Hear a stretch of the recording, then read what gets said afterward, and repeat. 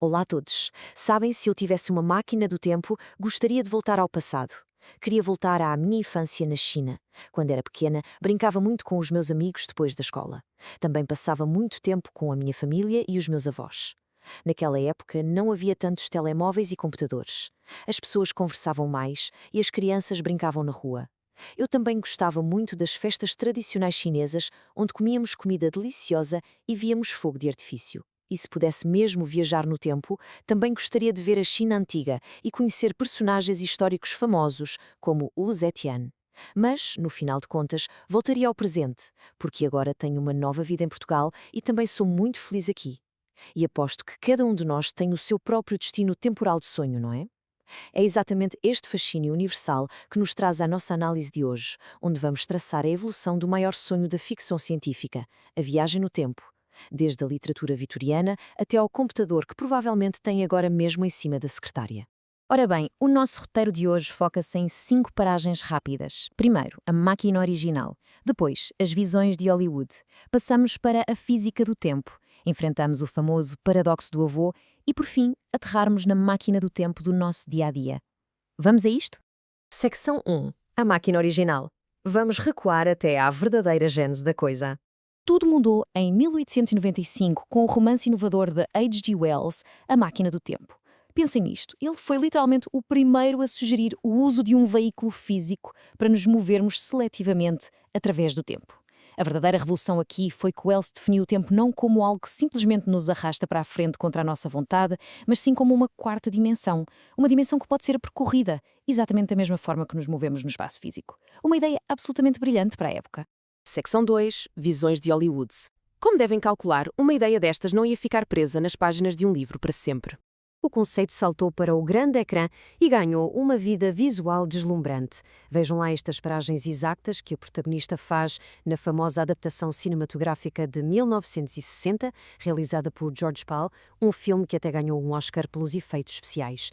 Acompanhamos o George numa autêntica odisseia rumo a um futuro distópico, fugindo das grandes guerras mundiais, presenciando uma explosão nuclear em 1966, até ir parar ao longínquo ano de 701. E o que ele encontra nesse ano tão distante é fascinante e assustador.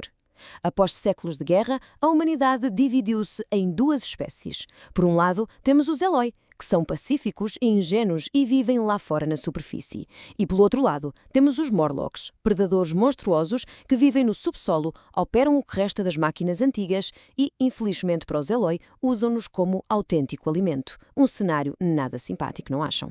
Terceira parte, a física do tempo, onde a imaginação louca de Hollywood dá lugar à ciência mais pura. Pois é, toda esta ficção acabou por inspirar físicos teóricos a sério. Passando dos filmes para a mecânica do universo, os investigadores agarraram-se a cálculos matemáticos de 1949, criados por Kurt Gödel, para teorizar as chamadas curvas fechadas do tipo tempo. Soa incrivelmente complexo, eu sei, mas simplificando, isto permite simular viagens no tempo a uma escala microscópica. É como se o caminho de uma partícula se dobrasse sobre si mesmo, fazendo com que termine exatamente no mesmo momento e lugar onde começou. Secção 4. Paradoxo do avô.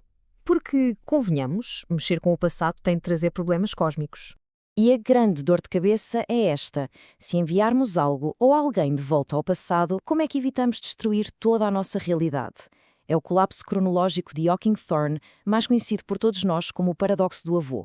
Ou seja, se voltarem atrás e alterarem um evento crucial, a própria viagem no tempo pode nunca chegar a acontecer. Mas a física moderna sugere uma solução, e o truque parece estar no entrelaçamento quântico. A ideia é genial. Para manter tudo estável, injetamos duas partículas de matéria escura. Se mandarmos uma partícula para trás no tempo, temos obrigatoriamente de enviar a sua parceira exatamente à mesma distância para a frente, para o futuro. Basicamente, equilibramos a balança de energia global. A causalidade fica protegida e o universo não entra em colapso. Ufa! E assim chegamos à nossa última secção, a sua máquina diária. Esqueçam um pouco a gravidade quântica e a matéria escura, porque na verdade já temos uma máquina do tempo real, perfeitamente ancorada no nosso mundo e desenhada de propósito para revisitar o passado. Falo, claro, do utilitário de cópia de segurança Time Machine que encontramos nos computadores da Apple, literalmente chamado máquina do tempo.